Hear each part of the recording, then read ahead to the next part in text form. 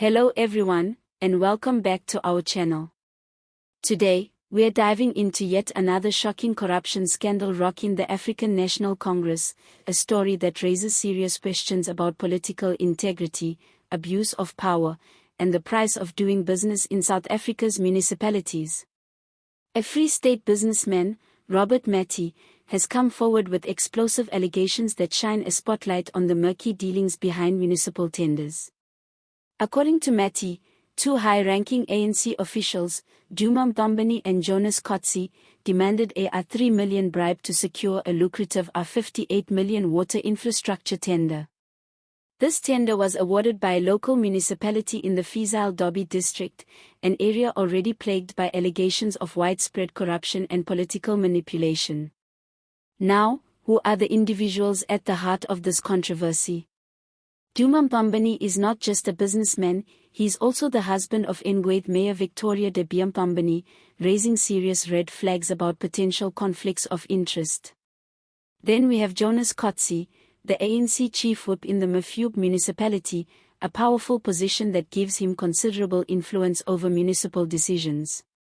Together, they are accused of soliciting the R3 million bribe under the guise of securing the tender for Madie's company. Madie claims he was instructed to deposit the full R3 million into a company called Skybuild, a business owned by Mthombeni. The deadline given was December 3. However, facing serious financial difficulties, Madie was only able to pay R400,000. Despite this partial payment, he says the pressure didn't ease. In fact, it got worse.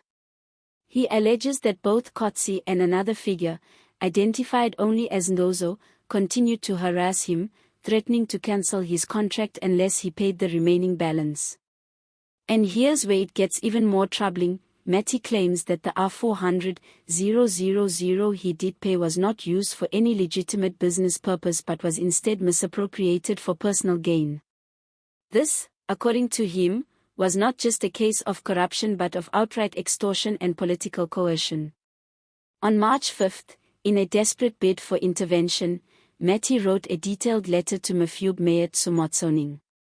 In this letter, he laid out the alleged threats, the demands, and the political pressure he faced. He described how he was forced to comply under duress, fearing the cancellation of his contract and the financial ruin that would follow. Despite the gravity of these allegations, both Mthombeni and Kotsi have denied any wrongdoing. Their legal teams have come out swinging, threatening to sue Madie for defamation. Mthombeni's attorneys described the claims as defamatory and harmful, while Kotsi's legal team dismissed the entire matter as a politically motivated smear campaign. But the question remains, if these officials are innocent, why hasn't the ANC issued a clear and transparent statement addressing the scandal? Why is there silence from the party's leadership, especially when the reputation of the ANC is once again under fire for alleged misuse of public funds and abuse of office? Let's be honest, this is not an isolated incident. The Beer-Mthombeni district has long been associated with corruption, weak governance, and political interference in municipal contracts. Reports of dodgy deals, inflated tenders, and insider networks benefiting from public money are nothing new. But what makes this case particularly concerning is the brazenness of the alleged bribe demands and the apparent threats used to enforce them. This case also reignites debate over how political power is used and misused at local government level. When party officials, or their spouses, are allowed to control access to tenders, and when business owners are coerced into paying bribes just to get work done, the very foundation of service delivery collapses. Communities suffer, infrastructure projects stall, and taxpayers foot the bill for corrupt practices they had no say in. It's also worth noting that the ANC has faced numerous scandals over the years, from the VBS Mutual Bank looting, to the PPE tender fraud during the COVID-19 pandemic, to the Digital Vibes scandal. Each time, promises of accountability are made. Yet real consequences for the guilty remain rare. The question is, will this time be any different? What makes this case even more delicate is the apparent conflict of interest involving Mayor Victoria de Beer-Mthombeni. If her husband's company is involved in dodgy deals with the municipality she governs, there must be an urgent investigation, not just into Mthombeni, but into the mayor herself. This could signal systemic issues that go beyond two individuals. And let's talk about the silence of the ANC's provincial and national leadership. At a time when the party is under intense scrutiny, ahead of elections, one would expect swift action to restore public trust.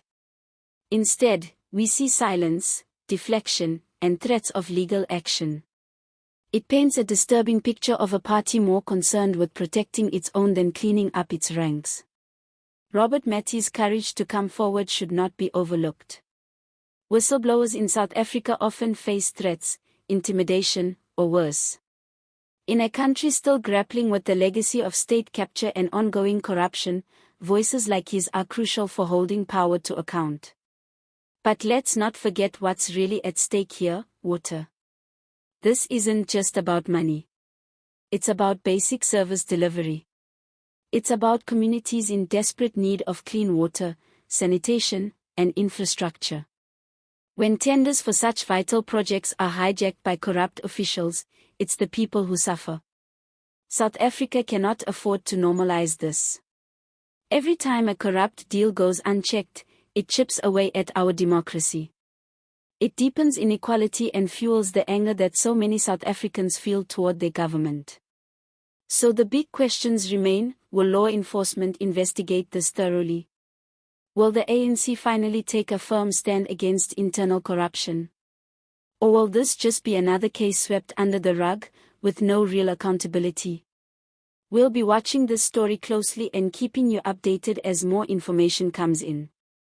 If you found this video informative, don't forget to like, subscribe, and drop a comment below. We want to hear your thoughts. Do you believe Madie's allegations? Should the ANC take stronger action against accused officials? And what does this say about the state of local governance in South Africa? Thanks for watching, and as always, stay informed and stay critical. See you next time.